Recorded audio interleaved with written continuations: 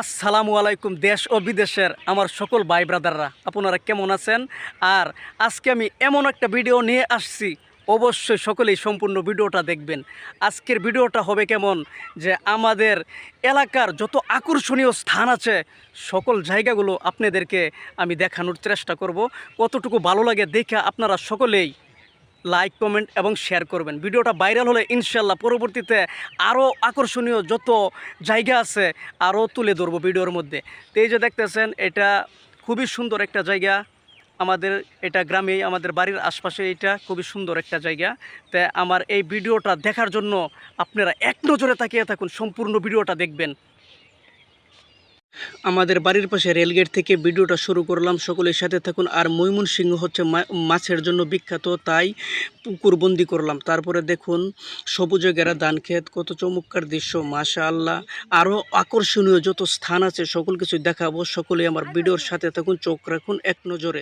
তারপরে সামনের দিকে দেখুন সারিবাঁধা বাড়িঘরগুলো, কত চমৎকার ডিজাইন করে বাড়িগুলো করেছে। এইগুলো হচ্ছে নাজমুল বিলা, সকলেই তাকে কম বেশি চিনে থাকবেন। তারপরে আবারও সামনের দিকে দেখুন মসজিদ এবং মহিলা মাদ্রাসা, খুবই চমৎকার দৃশ্য। আবারও ধীরে ধীরে পায়ে হেঁটে যাচ্ছে সামনের দিকে, আকর্ষণীয় যত স্থান আছে সকল কিছু দেখানোর জন্য। আর বিশেষ করে আমার দেশ ও দেশের বাইরের যত ভাই বন্ধু আছেন সকলেই আমার ভিডিওটা কেমন হয়েছে কমেন্ট বক্সে জানাবেন, আর ভালো লাগলে একটা শেয়ার দিয়ে দিবেন প্লিজ।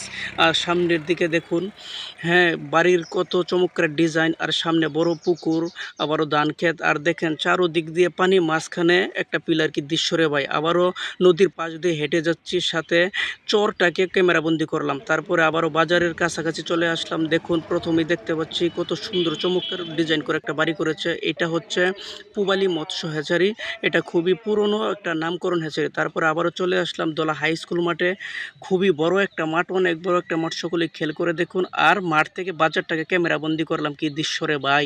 তারপরে দেখুন এটা হচ্ছে চর, চর মানে অপরূপ সুন্দর মনোমুগ্ধকর। দেখুন ধীরে ধীরে পায়ে মানুষ হেঁটে যাচ্ছে নৌকা পারাপারের জন্য।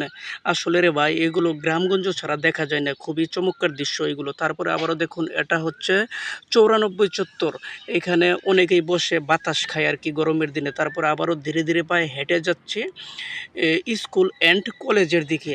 দেখুন সকলেই চোখ রাখুন, আমি কলেজের ভিতরে ক্যামেরাটা ধরতেছি, সকলেই দেখুন। দেখুন কত মনোরম পরিবেশ, কত মনোমুগ্ধকর, মাশাআল্লাহ। আবারও দেখুন আমি ক্যামেরা নিয়ে যাচ্ছি কলেজের পেছনের অংশের দিকে।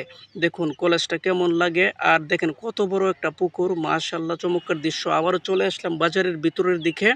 দেখুন এটা হচ্ছে খুবই নামকরণ একটা বাজার, দলা বাজার। এটা 3টা থানার মানুষ এখানে বাজার